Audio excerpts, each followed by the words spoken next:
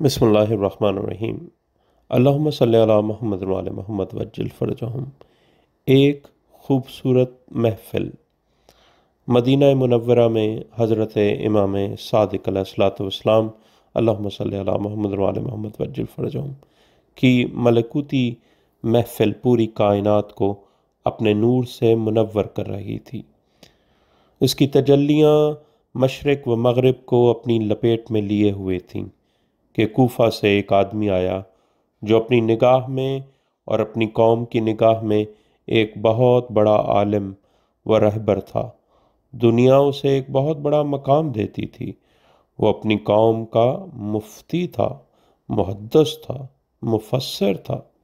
وہ بھرپور اعتماد کے ساتھ اور اپنے علمی تدبر پر نازاں صورت میں اس محفل میں داخل ہوا تو امام علیہ الصلوۃ والسلام نے اس سے پوچھا، کیا تو عراق کا مفتی ہے؟ اس نے جواب دیا، جی ہاں۔ پھر آپ علیہ الصلوۃ والسلام نے فرمایا، تو کس چیز سے فتویٰ دیتا ہے؟ اس نے جواب دیا، قرآن مجید سے فتویٰ دیتا ہوں۔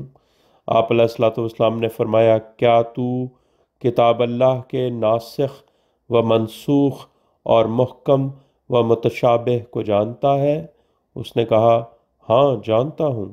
امام علیہ الصلوۃ والسلام نے فرمایا، سورہ السبا کی آیت میں اللہ تعالیٰ فرماتا ہے کہ ہم نے اس میں چلنا مقدر کیا، پس تم اس میں دن رات امن سے سیر کرو۔ سورہ السبا آیت نمبر 18۔ آپ علیہ الصلوۃ والسلام نے فرمایا، اس آیت میں کسی زمین کی طرف اشارہ ہے جس میں انسان شب و روز باامن سفر کرے اور کسی دشمن، چور، ڈاکو بلکہ حشرات الارض یا درندوں وغیرہ کا کوئی خوف و خطر اسے لاحق نہ ہو۔ وہ کہنے لگا، حضور مکہ و مدینہ کے درمیان والی سرزمین مراد ہے۔ یہ سن کر امام علیہ السلام نے حاضرین محفل سے فرمایا، اللہ کی قسم سچ بتاؤ، جب تم مکہ اور مدینہ کی طرف سفر کرتے ہو تو تم کو جانی یا مالی کوئی خطرہ لاحق نہیں ہوتا؟ وہ کہنے لگے، کیوں نہیں، بڑے بڑے خطرات لاحق ہوتے ہیں۔ آپ علیہ الصلوۃ والسلام نے اس مفتی عراق سے فرمایا، تم پر افسوس ہے، اللہ تو غلط بات نہیں کہتا، یہ تم نے کیا کہہ دیا؟ اس سے کوئی جواب نہ بن سکا، خاموش بیٹھا رہا۔ آپ علیہ الصلوۃ والسلام نے اس پر ایک اور سوال کیا۔ مولا فرماتے ہیں کہ اللہ نے فرمایا، جو بھی اس میں داخل ہوگا امن کے ساتھ رہے گا۔ بتاؤ اس آیت کی کیا تفسیر ہے؟ اس نے جواب دیا، اس سے بیت اللہ مراد ہے۔ آپ علیہ الصلوۃ والسلام نے حاضرین کو متوجہ کرتے ہوئے فرمایا، کیا عبداللہ ابن زبیر کے بارے میں تم لوگ نہیں جانتے کہ وہ اس مقام پر قتل نہیں ہوئے تھے؟ سب نے جواب دیا، جی ہاں، بے شک وہ اسی مقام پر قتل ہوئے تھے۔ آپ نے اس کی طرف اپنا رخ انور کیا اور فرمایا، تم پر افسوس ہے، اللہ نے تو سچ فرمایا ہے اور تو نے یہ کیا کہہ دیا ہے؟ وہ خاموش رہا، کوئی جواب نہ دے سکا۔ اس کے بعد وہ بول پڑا کہ میں کتاب اللہ کو اتنا زیادہ نہیں جانتا، بلکہ میں تو قیاس سے فتویٰ جاری کرتا ہوں۔ آپ علیہ الصلوۃ والسلام نے فرمایا، تیرے قیاس میں قتل اور زنا میں سے کون سا گناہ سخت ہے؟ اس نے جواب دیا، قتل سخت ترین گناہ ہے۔ آپ علیہ الصلوۃ والسلام نے فرمایا، پھر قتل کے لیے گواہ 2 اور زنا کے لیے گواہ 4 ضروری کیوں ہیں؟ حالانکہ تیرے قیاس کے اعتبار سے معاملہ برعکس ہونا چاہیے، یعنی قتل کے لیے 4 اور زنا کے لیے 2 گواہ ہونے چاہیے۔ پھر آپ علیہ الصلوۃ والسلام نے اس پر ایک اور سوال کیا، نماز افضل ہے یا روزہ؟ اس نے جواب دیا، روزے سے نماز زیادہ افضل ہے۔ آپ علیہ الصلوۃ والسلام نے فرمایا، حائض عورت پر نماز کی قضا معاف ہے اور روزہ کی قضا واجب کیوں ہے؟ حالانکہ نماز افضل ہے، اس کی قضا معاف نہ ہوتی اور روزے کی قضا معاف ہوتی۔ پھر آپ علیہ الصلوۃ والسلام نے ایک اور سوال کیا، پیشاب زیادہ نجس ہے یا منی؟ اس نے کہا، پیشاب زیادہ نجس ہے۔ آپ علیہ الصلوۃ والسلام نے فرمایا، قیاس کی روح سے پھر پیشاب کے لیے غسل واجب ہونا چاہیے اور منی کے لیے صرف استنجا ہی کافی ہونا چاہیے تھا، حالانکہ فقہ میں معاملہ اس کے برعکس ہے۔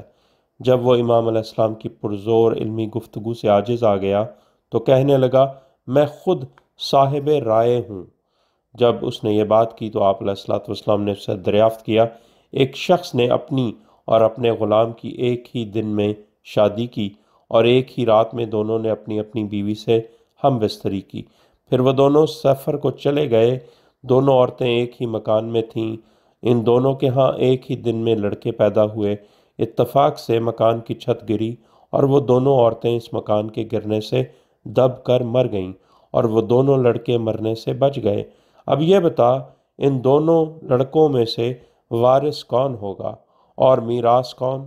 اس استدلالی اور محکم گفتگو کے سامنے لب ہلانے کی گنجائش تک نہ رہی۔ جب اسے بولنے کی طاقت ملی تو کہنے لگا، میں تو صرف حدود ہی کو جانتا ہوں۔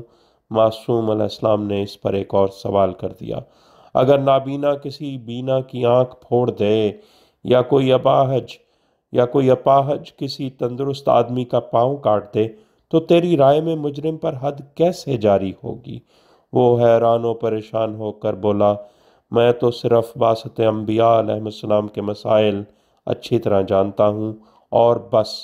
یہ سن کر آپ علیہ السلام نے فرمایا، اچھا تو یہ بتا، جب اللہ تعالیٰ نے حضرت موسیٰ علیہ السلام و ہارون علیہ السلام کو فرعون کی طرف بھیجا تو اللہ نے فرمایا کہ فرعون کے ساتھ نرم لہجے میں باتیں کرنا، شاید وہ نصیحت قبول کر لے یا ڈر جائے۔ شاید کا استعمال مقام شک پر ہوتا ہے۔ اس نے جواب دیا، جی ہاں۔ آپ علیہ السلام نے فرمایا، کیا اللہ کو شک تھا؟ اس آدمی نے جواب دیا، جی مجھے اس کا علم نہیں۔ آپ علیہ السلام نے فرمایا، ابھی تو نے دعویٰ کیا ہے کہ میں قرآن سے فتویٰ دیتا ہوں، حالانکہ تو وارث کتاب نہیں ہے۔ ذرا غور کریں، قرآن سے فتوے دیتا ہے اور تو وارث کتاب نہیں ہے، اور تو اپنے آپ کو صاحب قیاس کہتا ہے، حالانکہ پہلا قیاس جس نے کیا وہ ابلیس تھا۔ اور یہ بات یاد رکھ، اللہ کا دین قیاس کی بنیادوں پر قائم نہیں ہے۔ پھر تو دعویٰ کرتا ہے کہ میں خود صاحب رائے ہوں، حالانکہ حق حکم کا صرف رسول اللہ صلی اللہ علیہ وآلہ وسلم کو ہے، ان کے حکم ہی اصل میں حقیقت ہے، باقی لوگوں کی رائے میں غلطی کی گنجائش ہے۔ جیسے کہ اللہ نے ارشاد فرمایا کہ احکم بینہم بما انزل اللہ، اے رسول صلی اللہ علیہ وآلہ وسلم ان لوگوں کے درمیان اس حکم سے، اپنے حکم سے فیصلہ کیا کرو جو اللہ نے آپ کو عطا کیا ہے۔ تو نے ابھی کہا ہے کہ تو حدود کا عالم ہے، حالانکہ اسے کما حق کا وہ سمجھ سکتا ہے جس پر یہ حدود نازل ہوئیں۔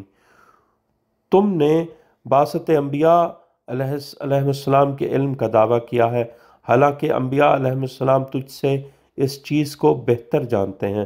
اگر مجھے اس بات کا خوف نہ ہوتا کہ لوگ کہیں گے کہ تو فرزند رسول صلی اللہ علیہ وآلہ وسلم کے پاس گیا اور امام علیہ السلام نے تجھ سے کوئی سوال نہ کیا کہ تیرے علم سے مروب ہو گئے نعوذ باللہ، تو میں قطعاً تجھ پر کوئی سوال نہ کرتا۔ بس اب چلا جا، اگر قیاس کا عامل ہے تو اس پر عمل کیے جا۔ امام علیہ السلام کے سامنے اس نے کہا، اب اللہ کے دین میں کبھی قیاس پر عمل نہیں کروں گا۔ آپ علیہ السلام نے فرمایا، حب جاہ کبھی تیرا پیچھا نہ چھوڑے گی، جس طرح اس نے تجھ سے پہلے لوگوں کا پیچھا نہ چھوڑا۔ لوگوں، یہ دنیا کی چاہت، یہ حب جاہ قیاس کرنے والوں کا پیچھا کبھی نہیں چھوڑتی، یہاں تک کہ وہ خود بھی تباہ ہو جاتے ہیں اور اپنے پیروکاروں کو بھی تباہ کر دیتے ہیں۔ کتاب تفسیر نور الثقلین، جلد نمبر 9،